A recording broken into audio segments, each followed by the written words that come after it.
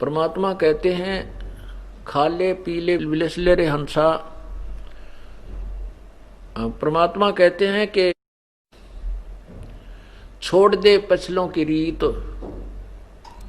पिछलों की रीत को छोड़ना पड़ेगा। जो पहले हम करते थे उन सभी को त्यागना पड़ेगा, क्योंकि वो शास्त्र विरुद्ध थी और हमें अब हानि करते थे। हम आशीर्वाद देते हैं, सिर पे हाथ रखते हैं, तो हमारी जो पुण्य होंगे तो उसमें प्रवेश कर जाएंगे और हमारी उतनी ही जेब खाली हो जाएगी। तो इसलिए ये भी हमने सतलोक चलने के लिए, क्योंकि हम बिल्कुल पुण्यहीन हैं और अपने पुण्यों को सुरक्षित रखने के लिए ऐसा भी नहीं करना है। अब क्या समस्या आती है कि जैसे हमारी बेटियां हैं जो जिन्होंने उपदेश ले रखा है, वो कहीं ऐसे परिवार में उनका विवाह होता है कि वो उपदेशी नहीं है, तो वो कहते हैं कि हमने पूर्व बुजुर्गों के पैर छूने पड़ते हैं, नहीं तो एक लोक वेद के आधार से हम निंदनीय हो जाते हैं, दुनिया बात बनाती है। तो उनके लिए हम प्रार्थना करते हैं कि आप चरण छू सकते हो, लेकिन अपने चरण नहीं छुआना, क्योंकि हम चरण छुएंगे तो उससे कुछ ना कुछ लेंगे। मतलब हमारा वहां चरण छूने का उद्देश्य ये ना होना चाहिए कि ये मुझे कुछ दान दे या मुझे कोई आशीर्वाद दे, ऐसी भावना नहीं होनी चाहिए।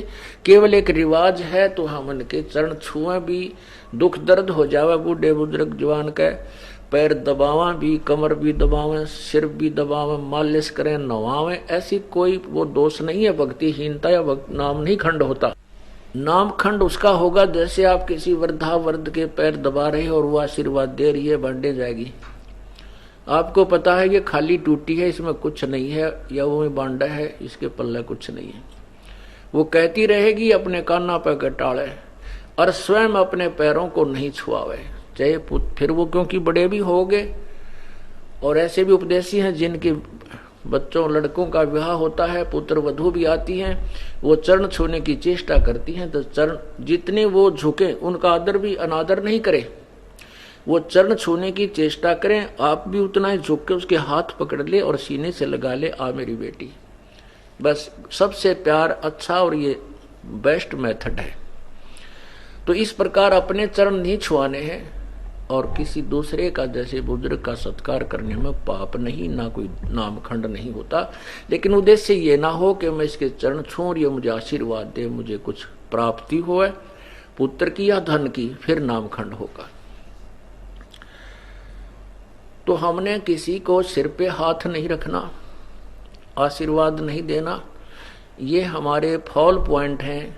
ये हमें भक्तिहीन करने के काल के जाल और रिवाज है।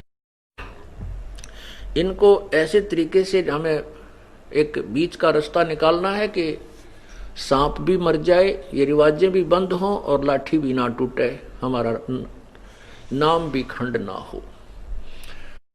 तो उसके लिए ये नहीं है कि किसी बुजुर्ग या बीमार हो जाता खूब पैर दबावे, उसकी मालिश करे, सिर की करे, शेक करे, जो भी कोई सेवा करनी है कि खूब करो।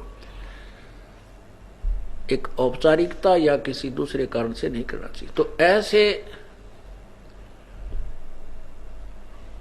क्या होता था, जैसे पहले पगड़ी बांधते थे, जिसको पगड़ी बांध दी बड़े बेटे का, तो वो आशीर्वाद देता था पहले ही कि ये मेरे बाद ये उत्तराधिकारी होगा। फिर कुछ क्या होता है कि मृत्यु के उपरांत वो बुजुर्ग, उनका पिता या दादा पितृभूत बनकर फिर उसी में प्रवेश कर जाता है और अपनी शेष कमाई को फिर उसमें प्रवेश करके भी बांटता रहता है। और इस प्रकार वो फिर सीधा पशु योनि में पहुंच जाता है। ये काल का जाल है, परमेश्वर कबीर देव ने हमें बताया है। अब हमने पग पग पर बहुत ही फूंक फूंक कर कदम रखने हैं, यदि आपने इस काल के जाल से निकलना है। हमसे जुड़े रहने के लिए हमारे YouTube चैनल को सब्सक्राइब करें और नई वीडियो की नोटिफिकेशन के लिए बेल आइकॉन को दबाएं।